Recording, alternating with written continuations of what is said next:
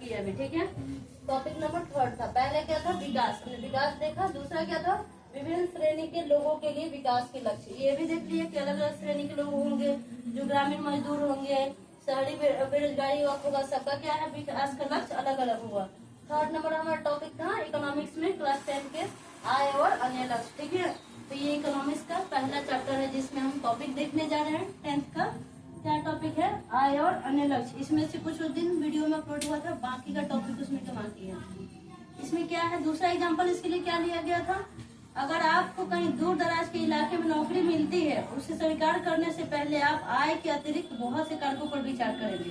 Suppose तुम यहाँ पे हो नोएडा में और यहाँ से काफी दूरी पे तुमको नौकरी मिल रहा है, तो पहले अपना बेनिफिट देखो, नौकरी नोएडा में करना चाहोगे या ज्यादा दूर वाला करना चाहोगे। आखिर दूर वाला अगर एक्सेप्ट कर रहे हो तो क्यों कर रहे हो, क्या वजह है, क्या खासियत है। वहाँ पे पैसे ज्यादा होंगे या मेहनत कम होगा, और भी तो कुछ सिक्योरिटी होगा ना, कि जो मान लो कि सपोज डेट कोई चोट उठ आया तो कंपनी उसका रिस्क लेगी, जहाँ पे हम काम हमको कुछ सिक्योरिटी प्रोवाइड कराएगा। बहुत सी चीजें होती है जिसको देख के हम लोग क्या करते हैं, अपने जॉब को चूज करते हैं कि हाँ हम, मतलब नहीं होता ज्यादा सैलरी होगा तो लोग ये हो जाता है कि अगर यहाँ पे नोएडा में कम मिल रहा है, चलो हम थोड़ा मुंबई या कहीं और शहर में जा रहे हैं तो वहाँ पे कुछ ज्यादा सैलरी मिल रहा है, तो लोग उससे, और सैलरी सिर्फ मैटर नहीं करता, उसके साथ साथ हम क्या देखते हैं, जो सिक्योरिटी है ना, वहाँ पे हमारा जो है लाइफ है, जॉब है, सब सिक्योर है ना, इन्हें की जब मन की कंपनी वाला निकाल दिया, ठीक है।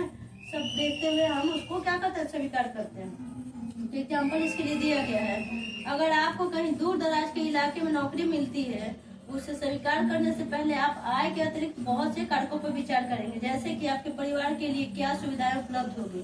ये देखना है कि अगर हम वहाँ काम करते हैं तो हमारी फैमिली के लिए क्या क्या सुविधा वहाँ से मिलेगी।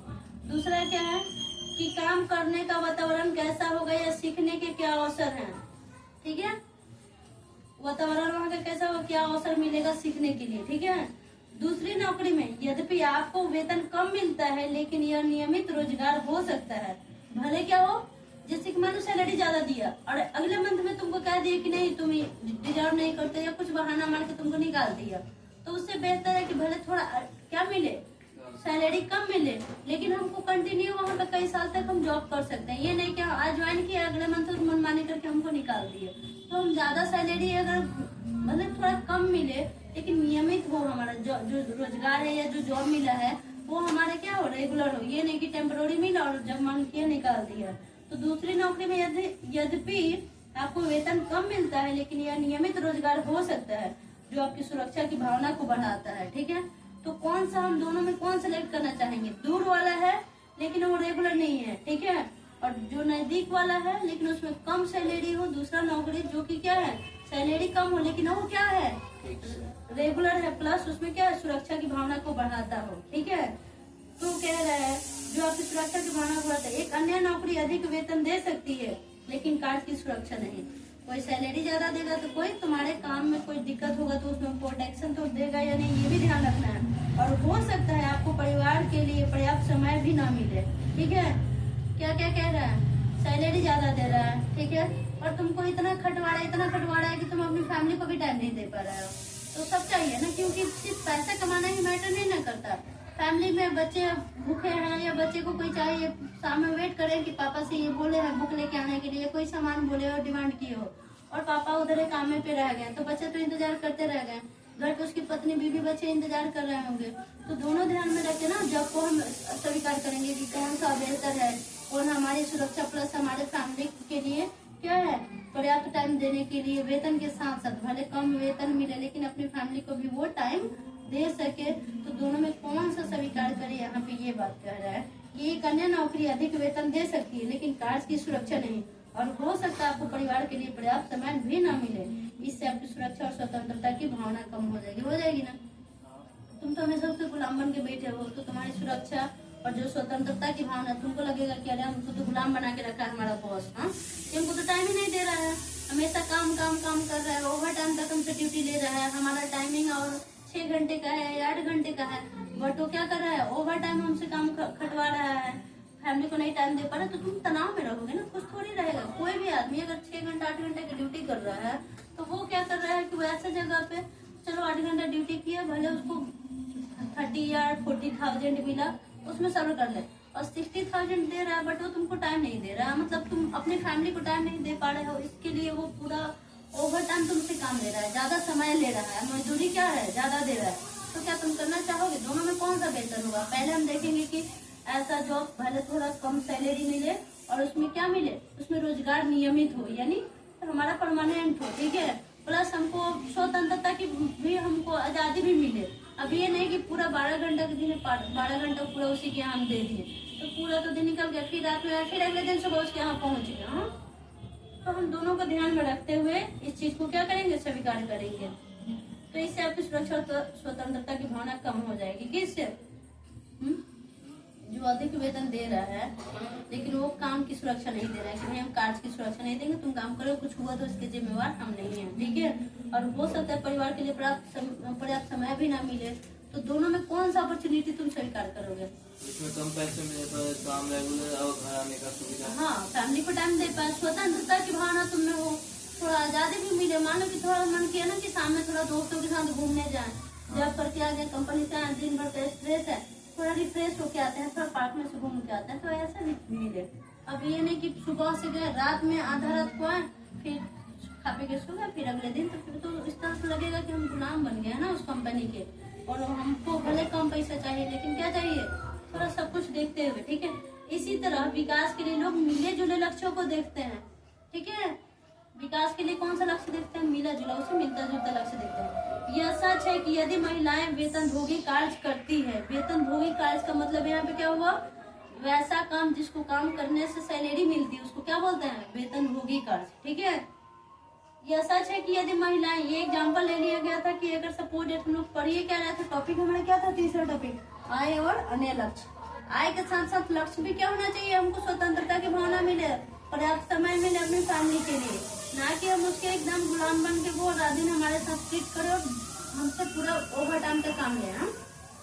तो हमने इसमें क्या देखा, आय देखा और उसके साथ साथ हमारा लक्ष्य देखा कि आय के साथ साथ क्या लक्ष्य है, ठीक है। इसी तरह विकास के लिए लोग मिले जुले लक्ष्यों को देखते हैं। यह सच है कि यदि महिलाएं वेतन भोगी कार्य करती है तो घर और समाज में उनका आदर बढ़ता है। ऐसा होता है क्या?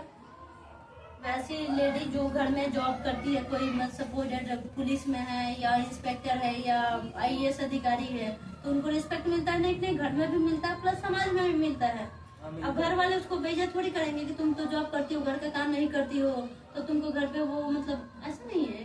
घर पे कितना भी एक लेडी जो घर पे पूरा काम करती है, पूरा सुबह से लेकर शाम तक पूरा घर देखती है, बाल बच्चे को स्कूल भेजना, टिफिन लंच, अपने पति के लिए लंच तैयार करना, कपड़ा धोना, कपड़े आयरन करके रखना, सास ससुर की सेवा करना, सारे काम करती है, उसके बावजूद भी उसको वो रिस्पेक्ट नहीं मिलता। कहा जाता है तुम करती ही क्या हो? हाँ, सपोज एक हाउस वाइफ जिसको हम गृहिणी बोलते हैं, पूरा घर का काम करती है, फिर भी उसको उतना वैल्यू नहीं मिलता जितना वो लड़की है जो बाहर वेतन भोगी कार्य करती है। वेतन भोगी यानी कमा के लाती है जिससे उसको सैलरी मिलता है, तो उसको समाज और परिवार में भी क्या होता है, अधिक आदर मिलता है, ठीक है।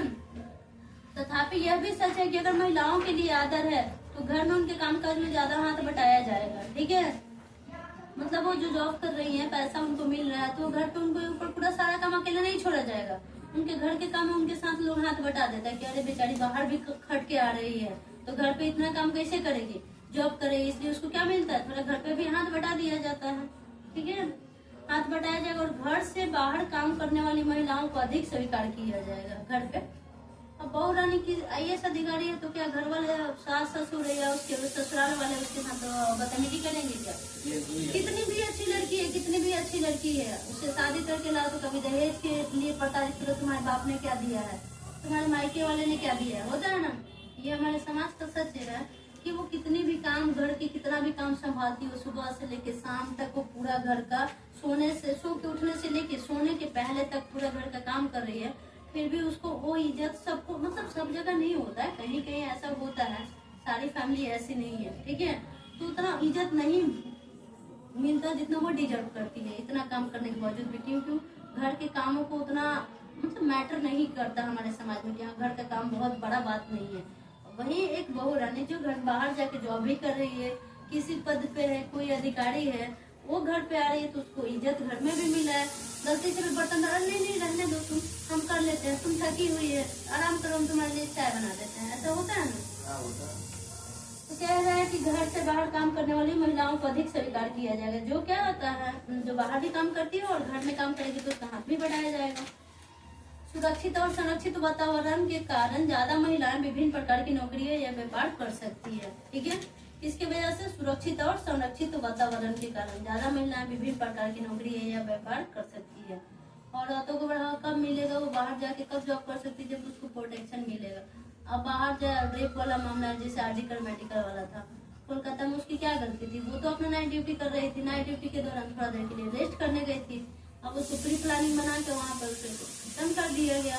तो एक लड़की, एक महिला कब जब सुरक्षित, यानी पता है कि हम यहाँ पे सेफ हैं और क्या है संरक्षित वातावरण, एक ऐसा माहौल जहाँ पे वो क्या है अपने आप को सुरक्षित रख रही है। ठीक है, और उसको वहाँ पे सिक्योरिटी दी जा रही है, तो वहाँ महिलाएं ज्यादा क्या करेगी, नौकरियां या व्यापार कर सकती है, अगर ऐसा वातावरण ऐसा माहौल मिला तो। ठीक है, अब पता चलेगा लड़कियों के साथ आए दिन ये घटना घटती है तो कोई भी डर से बाहर अपनी बेटियों को नहीं जाने देगा। यहाँ तक कि खासकर कोई भी पेरेंट्स अपनी बेटी को बाहर क्यों नहीं अकेले भेजना चाहते हैं पढ़ाने के लिए। लड़कों के साथ थोड़ी रेप होता है, लड़कों का थोड़ी रेप करके मर्डर कर दिया जाता है, लेकिन लड़कियों के साथ ये घटना बहुत मतलब क्या होती है, इस तरह के दरिंदे और लोग हैं कि ये जिस वजह से जो पेरेंट्स अपने बेटियों को बाहर भेजना और ये इस वजह से डरते हैं। ठीक है, इसलिए लोगों के विकास के लक्ष्य केवल बेहतर आय के ही नहीं होते, बल्कि जीवन में अन्य महत्वपूर्ण चीजों के बारे में भी हो सकते हैं। क्योंकि हमारा टॉपिक क्या था, आय और अन्य लक्ष्य। सिर्फ इनकम ही बड़ी बात नहीं है, कितना भी सैलरी मिले और महिलाएं वहाँ पे सुरक्षित नहीं है तो क्या वहाँ जॉब पे जाना चाहिए उसको? पुरुषों का ले लिया जाए कि जॉब ज्यादा दे रहा है, मतलब सैलरी ज्यादा दे रहा है, लेकिन वो पूरा उसको थोड़ा भी टाइम नहीं दे रहा है, कम बॉस उसको हमेशा अपने अंडर में रखा है, ओवर टाइम ड्यूटी ले रहा है, पैसा ज्यादा है, इसका मतलब ये थोड़ी है कि पूरा हम आपके गुलाम बन गए और उसका पूरा जो पर्सनल लाइफ है पूरा वो बेचारा का घुट घुट के जी रहा है। क्योंकि कोई भी इंसान है ड्यूटी करके आया, उसके अलावा भी उसकी पर्सनल लाइफ है, प्रोफेशनल लाइफ भी है, पर्सनल लाइफ भी है। तो प्रोफेशनल लाइफ में अपने 6-8 घंटे ड्यूटी कर लिया, बाकी घंटे अपने फैमिली, अपने बच्चों या दोस्तों के साथ थोड़ा एंजॉय करेगा, एंटरटेन करेगा। तो कौन सा बेहतर होगा यहाँ पे? आय के साथ साथ अन्य लक्ष्य कौन सा है कि हमारा सिक्योरिटी मिले, स्वतंत्रता मिले और थोड़ा क्या हो, हम थोड़ा जैसे कि क्या रहे कि अपनी लाइफ जी सके। ठीक है, अपनी पर्सनल लाइफ भी जी सके। तो ऐसे मतलब आय के साथ ये एक लक्ष्य होना चाहिए, चाहे वो महिलाओं के लिए हो या पुरुषों के लिए। तो ये अभी लेडी के बारे में बोले कि महिलाएं भी वहाँ जॉब करना पसंद करेंगी जहाँ पे सिक्योरिटी मिले और संरक्षित वातावरण मिले उसको।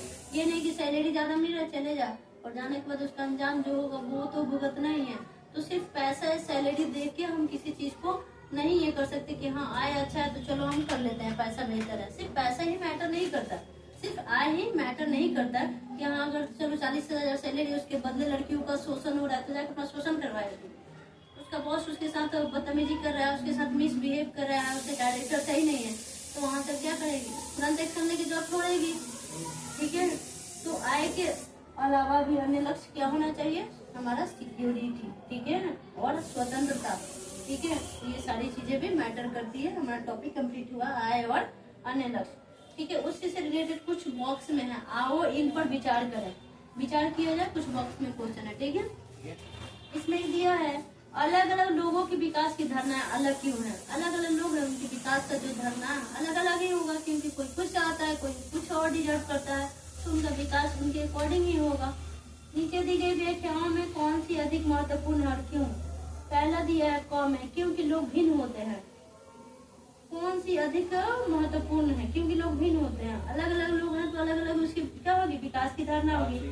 ख में कह रहा है क्योंकि लोगों की जीवन की परिस्थितियां भिन्न है। दोनों क्या है, दोनों अपने अपने जगह पे सही है, क्योंकि लोगों की परिस्थितियां अलग अलग। अगर सपोर्टेड कोई पढ़ा लिखा नहीं है तो उसको हम IAS अधिकारी का थोड़ी ये करेंगे कि भाई आओ तुम फॉर्म फिलअप करो और तुम इसको क्रैक करो और तुमको एकदम IAS अधिकारी बना दिया जाएगा, क्योंकि सबके जीवन की परिस्थितियां अलग अलग है। तो वो अपने अकॉर्डिंग अपने विकास के लक्ष्य को और यह विकास के लिए अलग अलग धारणाएं रखेंगे। ठीक है, तो क्वेश्चन कह रहा था कि नीचे दी गई व्याख्याओं में कौन सी अधिक महत्वपूर्ण है और क्यों है? क्योंकि लोग भिन्न होते हैं, और दूसरा है क्योंकि लोगों के जीवन की परिस्थितियां भिन्न है। तो ख वाला ज्यादा महत्वपूर्ण लग रहा है मेरे अकॉर्डिंग, क्योंकि लोगों का परिस्थितियां अलग अलग है, जिस वजह से उनके विकास की धारणा भी अलग अलग होगी। क्यों है, रीजन बता दिए। क्वेश्चन नंबर 2 इसी में कह रहा है इस बॉक्स के अंदर, क्या निम्न दो कथनों का एक अर्थ है? कारण सहित उत्तर दीजिए। नीचे दो कथन दिया, निम्न मतलब नीचे, नीचे दो स्टेटमेंट दिया है, कथन दिया है, कह रहा है कि दोनों का क्या मतलब एक ही है? कारण सहित उत्तर दीजिए। तो क में कह रहा है लोगों के विकास के लक्ष्य भिन्न होते हैं, लोगों के लक्ष्य के विकास के लक्ष्य भिन्न होते हैं, ये सही है, ठीक है। और दूसरा कह रहा है लोगों के विकास के लक्ष्यों में परस्पर विरोध होता है, क्या दोनों का मतलब सेम है? लोगों के विकास के लक्ष्यों का में क्या होता है? हमेशा विरोध भी देखने को मिलता है, प्लस दोनों लक्ष्य क्या होते हैं? भिन्न होते हैं। अगर भिन्न होगा तो विरोध कैसे? अगर सेम है तो विरोध भी है, ठीक है। इसमें थर्ड नंबर दिया है, कुछ ऐसे उदाहरण दीजिए जहां आय के अतिरिक्त एक अन्य कारक हमारे जीवन के महत्वपूर्ण पहलू है। कह रहे हैं कि एग्जाम्पल दिया जाए, इनकम के अलावा भी कुछ है, कुछ कारक है जो हमारे जीवन के महत्व, तो इनकम के अलावा और क्या कारक है जो हमारे लाइफ के लिए बहुत महत्वपूर्ण चीज है? तो है हमारा सिक्योरिटी, स्वतंत्रता, और क्या चाहिए हमारी आय के अलावा, आय के अलावा हमारा क्या चाहिए? सुरक्षा, सुरक्षित एक वातावरण चाहिए, ठीक है। और क्या चाहिए हमारी? थोड़ा स्वतंत्रता चाहिए, ये नहीं कि पूरा हम उसी में डूब गए हैं, रात दिन उसी के लिए काम कर रहे हैं, पैसा दे रहा है इसलिए हमको क्या कर रहा है? रात दिन खटवा रहा है, ऐसा थोड़ी है। पैसा देगा तो हम रात दिन उसकी गुलाम बन के उसी के यहाँ रहेंगे, हम अपनी लाइफ नहीं जी पाएंगे, ठीक है। तो आय के अतिरिक्त अन्य कारक क्या हो गया? सुरक्षा, और क्या चाहिए? सुरक्षा चाहिए हमारी, और क्या चाहिए? स्वतंत्रता चाहिए, दोनों चाहिए, ताकि हम फैमिली को टाइम दे पाए, अपने लाइफ जी पाए, अपने पर्सनल लाइफ में थोड़ा खुश रह पाए। इसमें क्वेश्चन नंबर 4 दिया है, ऊपर दिए गए खंड के कुछ महत्वपूर्ण विचारों को अपनी भाषा में समझाइए। ऊपर जितने भी दिए गए हैं सबसे मिला के एक ही बात क्लियर होता है, निष्कर्ष पे ये समझते हैं कि जितने भी लोग हैं उनका जो आय के अलावा भी उनका लक्ष्य अलग अलग हो सकता है, ठीक है। जरूरी नहीं कि सबका आय के अतिरिक्त भी उनका लक्ष्य और कुछ भी हो सकता है, और होना भी चाहिए। सिर्फ आय ही बड़ी बात नहीं होती कि आय से किसी की लाइफ का, खुशी का या उसके जीवन का पैमाना को हम नहीं आंक सकते, ठीक है। अब आते हैं राष्ट्रीय विकास। इसके आगे का टॉपिक है बाबू राष्ट्रीय विकास, मतलब क्या? राष्ट्र का विकास। हम अपने देश का विकास कब देख पाएंगे? यह टॉपिक है हमारा राष्ट्रीय विकास। राष्ट्रीय विकास एक राष्ट्र का डेवलपमेंट, ठीक है। तो इसमें हम क्या देखेंगे? अच्छा, किसी राष्ट्र का विकास कब पॉसिबल है? जब उसका प्रति व्यक्ति आय क्या हो? सही हो। प्रति व्यक्ति आय मतलब हर एक व्यक्ति का है। किसी राष्ट्र में विकास ये नहीं कि किसी का सैलरी बहुत ज्यादा, मतलब काफी 1 लाख मंथली कमाता हो, कोई 10,000 कमाता हो, तो क्या उस राष्ट्र का विकास पॉसिबल है? 10,000 में उसके फैमिली मेंबर भी उसके काफी होंगे, क्या 10,000 में पूरा फैमिली को गुजारा करा लेगा अच्छे से? तो प्रति व्यक्ति है यानी हर एक व्यक्ति का, एक राष्ट्र के अंतर्गत जो भी व्यक्ति हैं, जो भी लोग निवास करते हैं, यानी उनकी जनसंख्या है, तो उसको देखेंगे कि हर एक व्यक्ति का इनकम कितना है। एक राष्ट्र, एक देश में जितने भी लोग, एक राष्ट्र के अंतर्गत जितने भी लोग रह रहे हैं, तो उसके अंतर्गत हर एक व्यक्ति का इनकम देखेंगे, और उस इनकम से यानी टोटल इनकम डिवाइडेड जनसंख्या, टोटल जनसंख्या, तब हमारा क्या निकलता है? औसत आय, ठीक है। तो एक औसत आय राष्ट्रीय आय के लिए थोड़ा सा क्या है? बेहतर माना जाता है कि उसका देश का औसत आय कितना है। सिर्फ राष्ट्रीय आय, मान लो कि किसी देश का बहुत ज्यादा इनकम है, किसी का बहुत कम है, तो सिर्फ आय से नहीं बता सकते कि वो ज्यादा विकसित है और वो क्या है? विकासशील है। किसी को विकसित और विकासशील कहना सिर्फ आय ही एक पैमाना नहीं होता है कि हम कह दें कि इस देश का जो जीडीपी है या जीएनपी है काफी ज्यादा है, जिस वजह से ये काफी डेवलप है और ये डेवलपिंग है, ठीक है। सिर्फ एक आय ही पैमाना नहीं होता है। आय के साथ साथ उसके प्रति व्यक्ति आय को भी देखना पड़ता है कि उस देश में या उस राष्ट्र में रह रहे हैं हर एक जो व्यक्ति है उसका पर कैपिटा इनकम कितना है, ठीक है। वो सारे देखना होता है। तो अब हम टॉपिक पे आते हैं, राष्ट्रीय विकास, ठीक है। जैसा कि हमने ऊपर देखा, क्या देखा?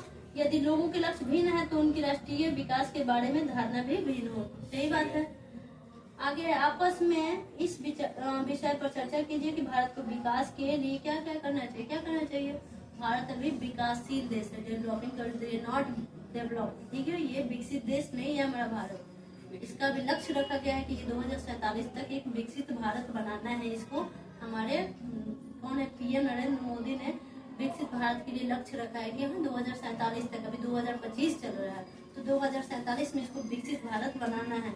इसके लिए एक लक्ष्य निर्धारित किया गया। तो उस लक्ष्य को पूरा करने से पहले सपोर्टेड कि तुम एक स्टूडेंट हो, तुम इस बार 10th का 2026 में एग्जाम देने वाला, 2025 में एक लक्ष्य रखोगे ना कि हमको इस सब्जेक्ट पे इतने घंटे पढ़ना है, इस सब्जेक्ट पे इतने घंटे पढ़ना है। अगर कोई सब्जेक्ट वीक है तो ये नहीं कि छोड़ देना है, अगर कोई सब्जेक्ट वीक है तो उसको मजबूत करने के लिए, ताकि तब तो जाके एवरेज तुम्हारा रैंक आएगा ना। ठीक है, मार्क्स कब आएगा, एवरेज मार्क्स कब आएगा, 2nd डिवीजन 3rd डिवीजन, ये सिर्फ डिवीजन है पास करने के लिए। लेकिन अगर तुमको लगता है कि हाँ हमको एकदम अच्छा रैंक लाना है, टॉप 10 में आना है, या बहुत अच्छे मार्क्स से को पास करना है, तो तुमको अभी से उसका लक्ष्य रखना पड़ेगा ना। बिना लक्ष्य के कुछ हासिल थोड़ी करता है। पहले अगर हमको यूपीएससी क्रैक करना है तो पहले क्या है कि हम उसके लिए लक्ष्य रखेंगे कि हमको इकोनॉमिक्स इतने घंटे पढ़नी है, पॉलिटी इतने घंटे पढ़नी है, इतने घंटे हिस्ट्री पढ़नी है, वर्ल्ड जियोग्राफी, ये सारे चीज के लिए एक हम अपना लक्ष्य निर्धारित करके लक्ष्य में हमने रख लिया। लेकिन उससे लक्ष्य को पूरा करने के लिए हमने क्या किया, उसके लिए कुछ चीजों को फॉलो करना होता है। ठीक है, ऐसे ही लक्ष्य नहीं हासिल हो जाता। तो विकास के लिए, भारत के विकास के लिए क्या करना चाहिए कि अभी उसको करप्शन दूर करना पड़ेगा। ठीक है, कह रहे इसमें विचार करने के लिए टॉपिक दिया है कि आप में आपस में इस विषय पर चर्चा कीजिए कि भारत को विकास के लिए क्या करना चाहिए। तो भारत को विकास के लिए ये करना चाहिए कि इसका प्रति व्यक्ति आय सुधारना होगा। ठीक है, तब जाके हमारे एक राष्ट्र का आय ठीक होगा। ठीक है, शिक्षा दर देखेंगे, साक्षरता दर देखेंगे, शिशु मृत्यु दर, बाल मृत्यु दर, और हमारा रहा जीवन प्रत्याशा के अंतर्गत आता है। प्लस हमारा मानव विकास देखेंगे। ठीक है, कि एक मानव का विकास कैसे होता है और किन किन पहलुओं पर डिपेंड करता है, और क्या अगर भ्रष्टाचार को कम करेंगे। ये सारे चीजें किसमें शामिल है। अगर किसी एक देश को विकासशील से विकसित बनाना है तो ये सारे पहलुओं पे हम लोग को क्या करना पड़ेगा, ध्यान देना पड़ेगा। और इसको अगर लक्ष्य है 2047 तक इसको विकसित बनाने का, तो उससे पहले हम इसके लिए जो चीजें, जो पहलू होते हैं जिसको ठीक करना है, जहाँ जहाँ कमी है उस चीज में सुधार करेंगे, तब जाके क्या होगा, भारत का विकास होगा। ये चर्चा करने के लिए दिया था हमने, इस पे डिस्कस किया। ठीक, समझ आया कि भारत को विकास के लिए क्या करना चाहिए। अब भारत देखेंगे कि मेन कमी कहाँ है। सपोज डेट हमारा सब्जेक्ट मैथ वीक है, तो हम अपनी कमी, हमको पता है ना, हर एक इंसान को अपनी कमी पता होती है। तो हमारा देश अगर पिछड़ा है भारत, तो हमारे इसमें क्या कमी रह गई है, पहले उस कमी को देखेंगे, फिर उस कमी को ठीक करेंगे कि हमारे यहाँ रेप केसेस ज्यादा बढ़ रहे हैं, भ्रष्टाचार ज्यादा है, अधिकारी खुद घूस ले रहे हैं, तो घूसखोरी को कैसे खत्म करें। एक आदमी चाहे कि हम ईमानदार बन के एक डीएम आए और चाहे कि पूरा एक जिला का वो कर दे, करप्शन खत्म कर दे, तो वो नहीं होने वाला। ठीक, एक आदमी सुधारने चला और उसमें 100 लोग, मतलब 1000 लोग करप्ट हैं, तो कैसे होगा। एक आदमी को सभी लोग भारी पड़ जाएंगे ना। तो इसके लिए हर एक इंसान को क्या होगा, जागरूक रहना पड़ेगा, शिक्षित करना पड़ेगा, तब जाके क्या होगा। शिक्षा का साथ संस्कार भी जरूरी है। ठीक है, पढ़ा लिखा है, कैरेक्टर कोई है नहीं, तो ये सारी चीजें बहुत जरूरी है एक देश के विकास के लिए। ठीक, सिर्फ राष्ट्रीय आय ही बहुत मैटर नहीं करती। आते हैं आगे।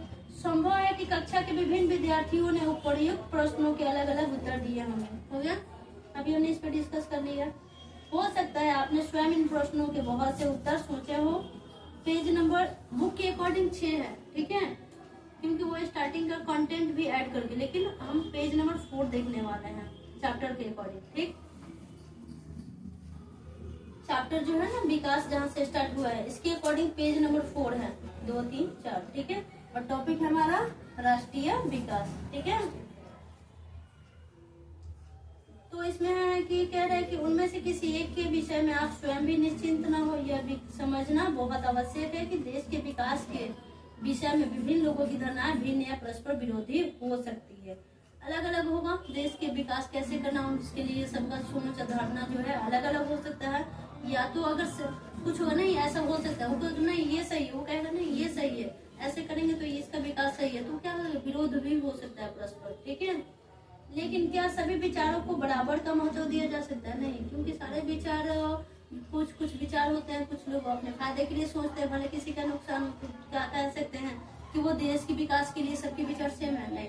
ठीक है, या यदि परस्पर विरोधी है तो निर्णय कैसे किया जाए। अगर वो चीज विरोध पैदा कर रहा है तो फिर निर्णय कैसे लिया जाए कि वो दोनों के विचार सेम है। ठीक है, किसको लेके, विकास के लक्ष्य को लेकर।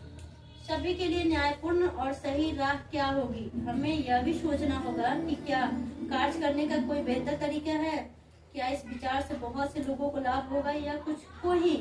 राष्ट्रीय विकास का अभिप्राय इन सब प्रश्नों पर विचार करना है। ठीक है, राष्ट्रीय विकास का मतलब इसी सारे जो भी प्रश्न अभी हमने पढ़ा इसी सब पे क्या करना है, डिस्कस करना है, विचार करना है। तो एक देश के विकास के लिए क्या क्या चीजें आवश्यक है।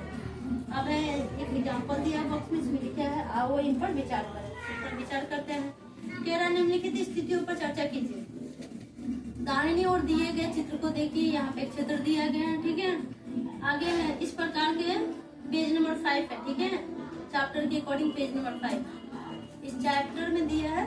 पेज नंबर 7 यहाँ नीचे लिखा है, लेकिन स्टार्टिंग कंटेंट को लिखे, लेकिन अगर चैप्टर जहाँ से स्टार्ट हुआ चैप्टर के अकॉर्डिंग क्या है, पेज नंबर 5। इस प्रकार के क्षेत्र के विकासात्मक लक्ष्य क्या होने चाहिए। चित्र हमने देखा, अभी टॉपिक भी पढ़ना है। इस अखबार की रिपोर्ट देखिए और इन प्रश्नों के उत्तर दीजिए। चलो ये अखबार का रिपोर्ट है, इसको हम एक बार देखते हैं, ठीक।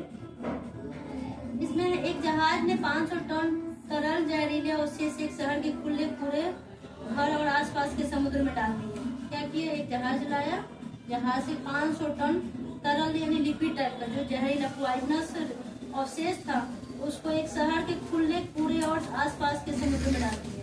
आसपास में समुद्र है और पूरा है, जहाँ पे एकदम ओपन जगह है वहाँ पे जहाज ऊपर से गिरा दिया उसको पॉइजनस लिक्विड को, ठीक है। जो भी बचा हुआ अवशेष उसके पास था। यह अफ्रीका देश के आइवरी कोस्ट में अबीदजान शहर में हुआ। कहाँ पे ये कह रहा है कि एक जहाज आया, 500 टन जहरीला तरल अवशेष लेकर आया और एक खुले में और आसपास के समुद्र में गिरा दिया। और ये घटना कहाँ हुआ, ये अखबार में, ये न्यूज़पेपर वाले का कट है, ठीक है, जिसको इसमें इंक्लूड करके एग्जाम्पल दिया जा रहा है। ये अफ्रीका देश के आइवरी कोस्ट में अबीदजान शहर में हो, अबीदजान शहर में हो। कहाँ पे, अफ्रीका देश के आइवरी कोस्ट में अबीदजान शहर में हुआ। इन खतरनाक जहरीले अवशेषों से निकलने वाले धुएं से लोगों ने जी मिचलाना, चमड़ी पर दर्द पड़ना, बेहोश होना, दस्त लगना इत्यादि की शिकायतें की। अच्छा, पॉइजनस है वो तो कोई काम फायदा के लिए किया, जो उसके पास रिमेनिंग बचा, मानो कि कोई तुम काम कर ली, उसका बेकार चीज ले जाके किसी के घर पे या किसी के खेत में डाल दिए, लेकिन उसके वजह से अगर समुद्र में डाला तो उसमें बहुत सारे जलीय जीव हैं, वो सारा उसका मतलब वो तो मर गया उसमें। और लोगों को भी इससे प्रभावित हुए कि उनका क्या होने लगा, जी मिचलाने लगा, चमड़ी पे दरारें पड़ने लगे और बेहोश होने लगे, उनको वोमिटिंग होने लगी। ये सारे प्रॉब्लम क्लियर, लोगों ने इसकी शिकायत की, ठीक है। तो 1 महीने के बाद 7 लोग मारे गए। कितने, 7 लोग मारे। 20 अस्पताल में भर्ती हुए और विषाक्तता के कारण 26,000 लोगों का इलाज किया गया। विषाक्तता यानी जो अवशेष जहाज से 500 टन गिराया गया उसमें क्या था, पॉइजन था, उस वजह से कितना 26,000 लोगों का इलाज किया गया, 7 लोग मारे गए और 20 लोग अस्पताल में भर्ती हुए। तो बताओ इससे किसको, उसको तो फायदा हुआ होगा ना, कुछ बनाया तभी तो जहाज से लेके उसमें का जो भी पॉइजनस चीज था लाके दूसरे से, लेकिन जहाँ पर लाके छोड़ा ये वहाँ के लोगों को कितना सफर करना पड़ा इस वजह से। पेट्रोल और धातुओं से संबंधित एक बहुराष्ट्रीय कंपनी ने आइवरी कोस्ट की एक स्थानीय कंपनी को अपने जहाज से जहरीले पदार्थ फेंकने का ठेका दिया था। समझ में आ रहा है कि भाई लेके जाओ और अपने जहाज से इस चीज को, जहरीले पदार्थ को कहीं फेंक दिया जाए, ठीक है। पेट्रोल और धातुओं से संबंधित एक बहुराष्ट्रीय कंपनी ने, ठीक है, किसने दिया था, पेट्रोल और धातुओं से संबंधित एक बहुराष्ट्रीय, ठीक है, मल्टीनेशनल कंपनी था। किससे रिलेटेड, पेट्रोल और धातु से रिलेटेड, उन्होंने ही ठेका दिया था इसको, ठीक है, कि कहाँ पे आइवरी कोस्ट की एक स्थानीय कंपनी को ये ठेका दिया गया था कि इसको ले जाके आप वहाँ पे गिरा दो। अब इस वजह से कितना नुकसान हुआ, ठीक है, वो तो ठेका दे दिया, उसको कोई नुकसान थोड़े हुआ, ठीक है। नीचे क नंबर में क्वेश्चन दिया है, किन लोगों को लाभ हुआ और किन लोगों को नहीं, किन लोगों को लाभ हुआ, यहाँ जिन्होंने फेंका उनको लाभ हुआ, जिसके ऊपर गिरा, चाहे जो लोगों से प्रभावित किए, जहाँ लोग मारे गए, हॉस्पिटलाइज हो गए, इतना लोगों का इलाज चला 26,000, तो इन लोगों को क्या हुआ, नुकसान नहीं पैदा हुआ। 4 नंबर क्वेश्चन कह रहा है, इस देश के विकास के लक्ष्य क्या होने चाहिए।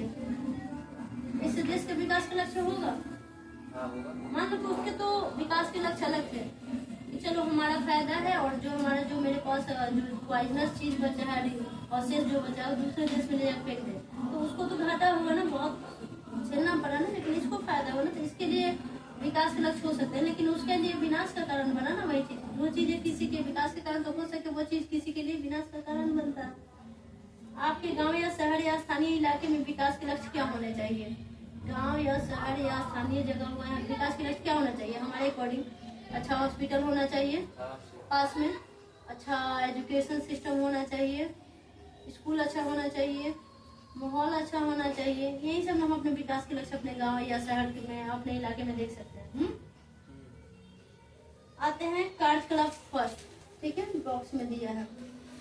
यदि विकास की धारणा में ही भिन्नता और परस्पर विरोध हो सकता है तो निश्चित रूप से विकास के तरीकों में भी भिन्नता हो सकती है। क्या करें, यदि विकास की धारणा में ही भिन्नता है, जो विकास का धारणा है वो अगर अलग अलग है तो परस्पर विरोध होगा, अलग अलग होगा। वो चाहे अच्छा इससे तो उसका देश का विकास हुआ, अब उतना लोग मारेंगे तो क्या दोनों में विरोध होगा कि नहीं होगा? विरोध का कारण। तो क्या कर रहा है कि विकास की धारणा में भी भिन्नता है और परस्पर विरोध हो सकता है तो निश्चित रूप से विकास के तरीकों में भी भिन्नता हो सकती है। उसका विकास का तरीका अलग, कोई किसी का जान लेके खुश होता है, तो जिसका जान जाता है उसको ना पता होता है, कोई जान लेके भी उसको कुछ नहीं होता है, उसको लगा कि हम बहुत बढ़िया कर दिए। कोई किसी को गाली देके खुश होता है ना, तो उसके लिए लगता है कि हम बहुत अच्छा कर दिए, बहुत महान है, हमसे लोग डर रहा है। आगे क्या, अगर आप ऐसे किसी विवाद से परिचित हैं तो आप विभिन्न व्यक्तियों से तर्क जानने का प्रयास कीजिए। अगर इस टाइप का विकास हम परिचित हैं, जैसे कि हमारा लक्ष्य अलग है, उसका अलग है, फिर दोनों में क्या है, उसके तरीके, जो विकास के तरीके हैं वो भी क्या है, अलग अलग है। तो अगर ऐसा कोई विवाद से तुम परिचित हो तो इस बारे में डिस्कस करो, ठीक है, और जानने का प्रयास करो, इसके बारे में ज्यादा से ज्यादा तर्क करो कि मतलब ये कैसे अच्छा है भाई, आपके लिए अच्छा है ना। बाकी अगर सपोज डेट आप कोई काम कर रहे हैं जिसकी वजह से 10 आदमी का दिल दुख रहा है तो ये आपके लिए तो खुशी की बात है कि आप खुश हो रहे हैं वो काम करके, लेकिन जिसकी वजह से बाकी लोग सफर कर रहे हैं तो वो उसके लिए तो अच्छी बात नहीं है ना। यह आप लोगों से बातचीत करके अखबारों और टेलीविजन के माध्यम से जान सकते हैं, ठीक है। पेज नंबर कहाँ जानते हैं, इसमें है पेज नीचे, ठीक है। टॉपिक है विभिन्न देशों या राज्यों की तुलना कैसे की जाए। टॉपिक है हमारा, इस बुक का टॉपिक नेक्स्ट है। ये हमने देखा इकोनॉमिक्स में क्लास 10 का पहला चैप्टर में, दूसरा टॉपिक था, तीसरा था, चौथा था, पांचवा टॉपिक क्या देखने जा रहे हैं, विभिन्न देशों या राज्यों की तुलना कैसे की जाए। क्या राष्ट्रीय इनकम से मतलब वहाँ का आय से किया जा सकता है, विभिन्न देशों की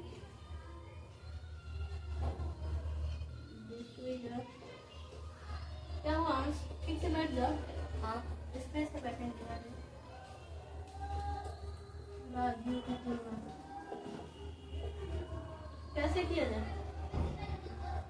क्या वहाँ का इनकम तय करता है कि वो ज्यादा, वो राज्य या वो देश ज्यादा विकसित है या उसका विकास ठीक है, कैसे एक राज्य का तुलना दूसरे राज्य से कैसे कर सकते हैं। सपोज केरला का हम तुलना कर रहे हैं अपने बिहार से, तो केरला सबसे साक्षर राज्य है, ठीक है। केरला क्या है, सबसे साक्षर राज्य है, जबकि हमारा बिहार क्या है, शिक्षा में सबसे पिछड़ा राज्य है बिहार हमारा। और सबसे साक्षर शिक्षित किसको बोलते हैं, केरला को, ठीक है। नहीं, तो केरला सबसे विकसित है जबकि बिहार सबसे पिछड़ा है, ठीक है।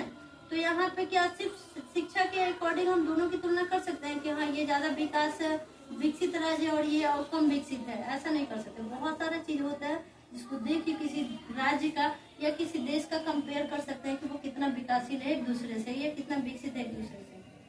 आप पूछ सकते हैं कि अगर आप विकास का अर्थ अलग अलग हो सकता है तो फिर कुछ देशों को विकसित और कुछ को अविकसित कैसे कहा जाता है, ठीक है। लेकिन किसी को अविकसित करना गलत है ना। कोई गरीब है तो डायरेक्ट कितना गरीब मत कहो ना, कम पैसा वाला कहेंगे तो चलेगा कि भाई उसके पास ज्यादा है और थोड़ा कम पैसा वाला। अब पूरा कह दे भिखारन कह दोगे उसको, गरीब है तो उसको दूसरा वर्ड में भिखारन तो अच्छा नहीं लगेगा। तो किसी देश को विकसित और अविकसित कैसे कह सकते हैं। अविकसित के लिए दूसरा टर्म कौन सा यूज किया जाने लगा है, विकासशील। अगर किसी को अरे हम भारत को अविकसित कहें तो कैसे लगेगा, विकासशील कह सकते हैं, डेवलपिंग कह सकते हैं, ठीक है। तो कह रहे हैं तो फिर कुछ देशों को विकसित और कुछ को अविकसित कैसे कहा जा सकता है। इससे पहले कि हम इस विषय पर आए एक अन्य प्रश्न के बारे में सोचते हैं। चलो ठीक है, देखते हैं। जब हम भिन्न भिन्न चीजों की तुलना करते हैं तो उसमें समानताएं और अंतर दोनों हो सकते हैं, ठीक है। कुछ सिमिलरिटी होगा तो कुछ डिफरेंसेज होगा, ठीक है। मान लो कि दो राज्य का तुलना किया जाए तो वहाँ का साक्षरता दर सही है तो शिशु मृत्यु दर ठीक नहीं है, ठीक है। तो वहाँ का लोग का स्वास्थ्य सही नहीं है तो वहाँ का लोग ज्यादा खुशहाल नहीं है। तो बहुत सारी चीजें हैं, कुछ कॉमन मिलेगी तो कुछ बहुत अंतर देखने को मिलेगा, ठीक है। अब हम इनकी तुलना करने के लिए किन पहलुओं का प्रयोग करते हैं, कक्षा में विद्यार्थियों को ही देखते हैं हम विभिन्न विद्यार्थियों की तुलना कैसे करते हैं। उनमें ऊंचाई, स्वास्थ्य, प्रतिभा और रुचि के अनुसार अंतर है ना। कोई बच्चा बहुत टैलेंटेड है तो कोई थोड़ा मंद बुद्धि का है, कोई ज्यादा हाइट वाला है तो कोई बहुत छोटा है ना। इसके अनुसार और किसी का बहुत वो मतलब हर महीना एकदम फिजिकली फिट है, मेंटली ठीक है तो क्लास रेगुलर आएगा। और कुछ बच्चे बहुत इंटेलिजेंट है लेकिन वो फिजिकली ठीक नहीं है, मेंटली उसका मतलब ठीक नहीं है, या वो उसका स्वास्थ्य सही नहीं है तो क्लास बहुत ही कम अटेंड करता है। इंटेलिजेंट होने के बावजूद भी, क्लास का टैलेंटेड बच्चा होने के बावजूद भी उसका स्वास्थ्य सही नहीं है। तो कुछ ना कुछ उसमें क्या है, अगर उसमें देखने को मिलेगा, ठीक है। तो इसके अकॉर्डिंग हम लोग क्या कर सकते हैं, तुलना कर सकते हैं क्लास के विद्यार्थियों को। हो सकता है सबसे स्वस्थ विद्यार्थी सबसे पढ़ाकू विद्यार्थी ना हो, समझ में आ रहा है, बहुत अच्छा उसका हेल्थ है, उसको कभी तबीयत उसका खराब नहीं होता, लेकिन वो ज्यादा पढ़ाकू नहीं हो, ठीक है।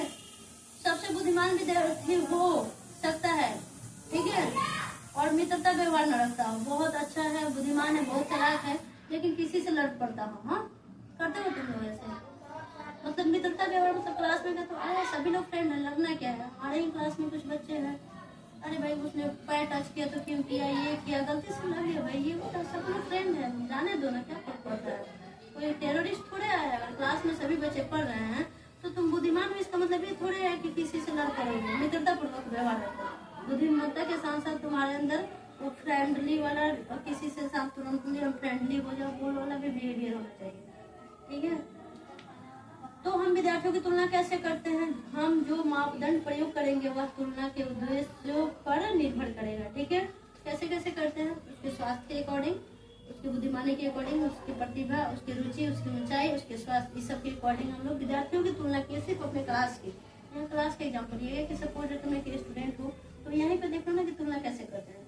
तो अभी देश और राज्य का तो बात की बात है, हमने स्कूल के स्टूडेंट के बस किस किस चीजों को लेकर हम तुलना किए यहाँ पे देखें, ठीक है। आगे हम जो मापदंड प्रयोग करेंगे वह तुलना के उद्देश्य पर निर्भर करेगा, ठीक है। जो कंपेयर करने के लिए कुछ चाहिए ना कि आखिर उसमें क्या है तो इसमें क्या नहीं है। खेलकूद टीम, वाद विवाद टीम, संगीत टीम या पिकनिक के लिए टीम, सबके चयन के लिए अलग अलग मापदंड होंगे, सबके लिए सेम थोड़ी होगा।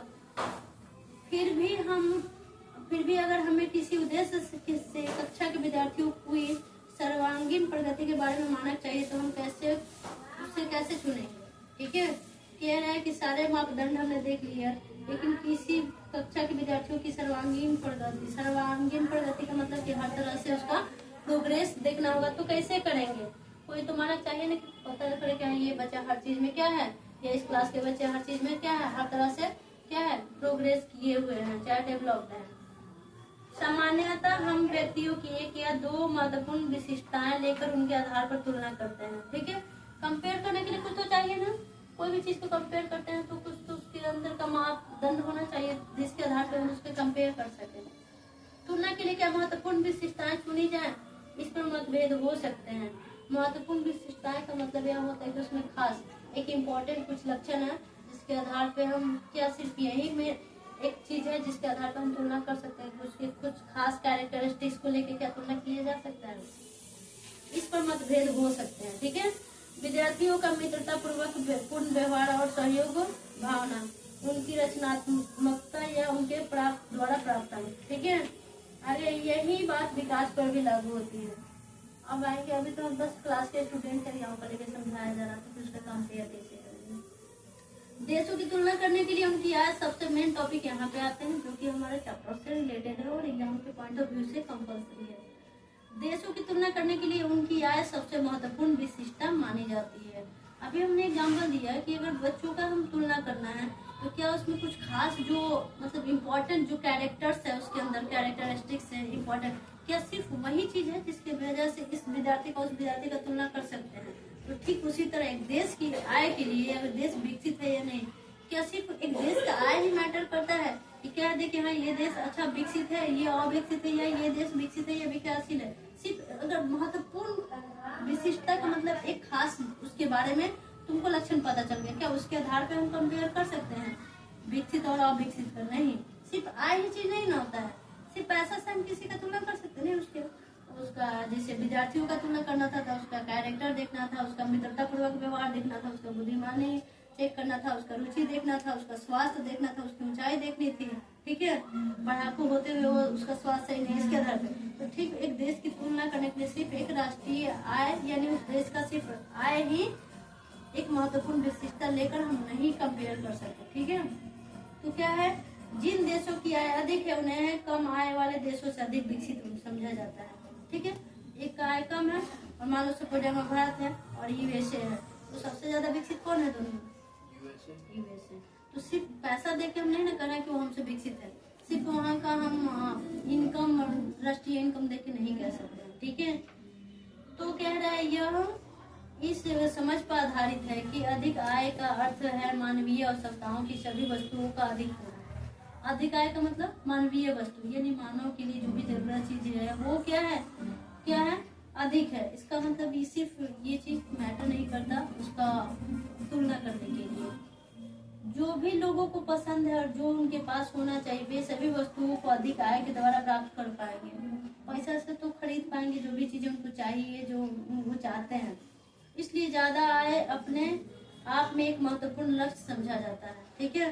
कि अगर ज्यादा आय है तो ये तो एक लक्ष्य है जिसके वजह से हम लोग उसको विकसित और विकसित कह सकते हैं। लेकिन आगे है, अब एक देश की आय क्या है? अंतर्दृष्टि से किसी देश की आय उस देश के सभी निवासियों की आय है, ठीक है। अभी बोले थे ना कि प्रति व्यक्ति आय, किसी देश की आय कह रहे हैं, इसका मतलब उस देश का हर एक व्यक्ति का आय उसमें इंक्लूड होता है। सिर्फ देश का आय ऐसे थोड़ी हो जाएगा, एक देश तरक्की कब करेगा? अब मान लो कि अपने में बिहार अलग अपने में लड़ रहा है, उधर आंध्र प्रदेश में जो मामला चल रहा है ना वक्फ बोर्ड वाला वो अलग चल रहा है। ये सब होते रहेंगे तो देश का विकास तय होगा? कभी भी देश का विकास होगा? कभी नहीं होगा। तो हर एक स्टेट, हर एक डिस्ट्रिक्ट, हर एक प्रति व्यक्ति जो भी है हर चीज का आय देखे तब एक देश का हम लोग आय तय करते हैं, ठीक है। यानी एवरेज आय लास्ट में मिलेगा कि एवरेज आय के अकॉर्डिंग हम उसको माप सकते हैं। एक पैमाना हो सकता है कि देश का औसत आय क्या है। तो औसत आय के लिए क्या करेंगे? Total income divided total population. तो आगे आते हैं, अंतर्दृष्टि से किसी देश की आय उस देश के सभी निवासियों की आय है। ये क्लियर हो गया कि किसी देश की आय मतलब उस देश के सभी निवासी का आय। इससे हमें देश की कुल आय ज्ञात होती है, ठीक है। कुल आय कैसे पता चला? उस देश के सभी निवासियों के आय से एक देश का पूरा आय पता चला। लेकिन देशों के बीच तुलना करने के लिए कुल आय इतना उपयुक्त माप नहीं है। सिर्फ टोटल इनकम ही वो मैटर नहीं करता कि हम देश का तुलना कर लें। ये भारत कम है और जापान ज्यादा है तो सिर्फ आय ही चीज नहीं है जिससे हम कर दें। चलो कुल आय भी पता चल गया। कुल आय कैसे पता चला बाबू?